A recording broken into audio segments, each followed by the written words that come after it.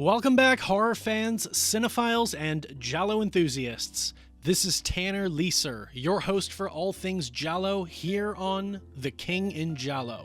Our next stop on our journey through giallo cinema is the fourth giallo film from Umberto Lenzi, An Ideal Place to Kill, also called The Oasis of Fear, released in 1971. This video is an edited down version. Herein you will find the overview portion of the full-length video. Coming next week will be the complete deep dive with the review and GialliTally. This video may be watched without any spoilers. Here is An Ideal Place to Kill overview. An Ideal Place to Kill, also called The Oasis of Fear, Dirty Pictures, or Deadly Trap, is an Italian and French co-production. It is directed by giallo veteran Umberto Lenzi, who co-wrote part of the film's script along with Antonio Altoviti and Lucia Drudi Dembi. The film's score is composed by Bruno Lauzi. The cast is comprised of Irene Papas as Barbara Slater, Ornella Moody as Ingrid Schumann, Ray Lovelock as Dick Butler, Michel Bardenet as Barty, Jack Stanny as Official, Callisto Callisti as Inspector, and Umberto Rajo as Inspector. The plot of the movie follows Ingrid and Dick, two free love hippies, as they vacation across Italy, paying for everything along the way by selling pornography, some of which includes stuff they have photographed of themselves. They run afoul of the law and are forced to leave the country, but after an encounter with a biker gang has them being targeted for being involved in a bank heist, the two seek refuge at a seemingly empty and very isolated villa. It is not empty, in fact, and they appeal to its owner, Barbara, for help. Their host is very erratic and will pivot on the fly from being welcoming and helpful to aggressive and threatening to call the authorities. Barbara is lonely, susceptible to fits of sexuality, and is hiding something dark and secret. This movie has been described as a sort of reimagining of Orgasmo with a more sympathetic young duo. This would be one of Lenzi's more sexual and seedy contributions to the genre. I marvel at the fact that Lenzi brought us so many giallo films in such a short amount of time, this being his fourth one, and he only began 2-3 years before this. The film has been said to have allegorical ties to the student protest in Paris, which turned violent and halted the French economy during a 7-week tumultuous era deemed May '68. The rebellious spirit of these demonstrations, which were a counterculture and social revolution first and foremost, secondly a sexual revolution, and to a much lesser degree a political one, by many was discredited as being wholly base and corrupted at its core, and by its opponents vilified for trying to dismantle the institutions of the older generations. But its impact reverberated beyond France and Europe, and the echoes of it can still be felt to this day. In the film, Ingrid and Dick drive around in a sports car adorned with flowers and can easily be interpreted as being a threat to the more normal bourgeois society. Contrasting this is the character of Barbara, of which it can be said that she embodies the upper class in the most corrupt and decadent ways. As cunning and manipulative as she is, the duo are equally gullible and manipulated. Lenzi doesn't quite choose a side and spends much of the running time vilifying both at different moments, and the audience's sympathy is meant to sway back and forth as the two competing groups struggle to get the upper hand over the other. Lenzi seems focused in his effort, and the plot is energized, although he does throw a lot of stylistic touches all over the picture. His gialli do tend to get less concentrated stylistically as he goes on, with the best examples of balancing the style being the earliest ones.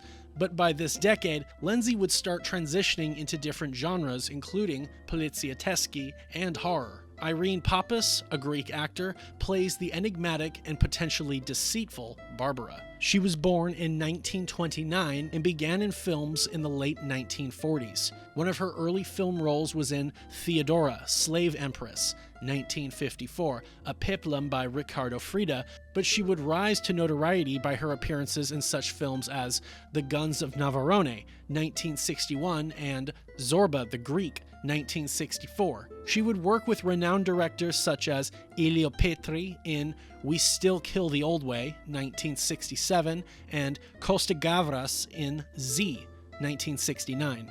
Before appearing in this giallo, she had just been in Anne of a Thousand Days, 1969, which starred Richard Burton. She would appear in one more giallo film the following year, Don't Torture a Duckling, 1972 by Lucio Fulci. She retired from film in the early 2000s and passed away in 2022 at the age of 93. Ray Lovelock, who plays Dick, was born in 1950. Supposedly, his first role was an uncredited part in Darling, 1965 by John Schlesinger, but his first noteworthy role would be in Giulio Cesti's highly bizarre, surreal spaghetti western, Django Kill, 1967. On the set for this movie, Lovelock would form a close friendship with Tomas Milian, who would champion for him and secure him roles in some future films, including Bandits in Milan, 1968. Lovelock was also a gifted singer and would sing in many of the films he was in, including An Ideal Place to Kill. He would appear in numerous more giallo films such as Autopsy, 1975, Play Motel, 1979, and Murder Rock, Dancing Death, 1984. Other notable film roles include the cult pictures Let Sleeping Corpses Lie, also called The Living Dead at Manchester Morgue, 1974 by Jorge Grau, and Live Like a Cop, Die Like a Man, 1976 by Ruggero Deodato. Lovelock continued to be active in Italian films and television until his death in 2017. He was 67. Ornella Moody was born in 1955 and made her film debut in The Most Beautiful Wife, 1970 by Damiano Damiani. She was an instant star after the success of said picture. Her looks and exceptional acting ability granted her to hop from one genre to another, and she would go on to appear in Flash Gordon, 1980 by Mike Hodge, Tales of Ordinary Madness, 1981 by Marco Ferreri, as well as Atrocious Tales of Love and Death, 1979 by Sergio Corbucci, a comic giallo. Her most recent role, as of this writing, was in a 2023 picture by Giorgio Amato. She does splendidly in this giallo, although for some, it must be noted that the abundance of nudity in this film on her part was achieved with a body double, Antonia Santilli, which makes perfect sense because Muti was 17 and a half during filming.